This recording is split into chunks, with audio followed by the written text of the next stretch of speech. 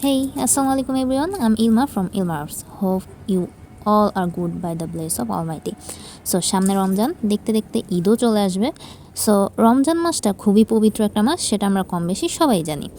শয়তানরে তো শিকল দিয়ে বেঁধে রাখলেও আমরা তো আর শয়তানের থেকে কম যাই না, তাই আমরা বরকতময় মাসটাকেও ঠিকমতো হয়তো আঁকড়ে ধরে রাখতে পারি না।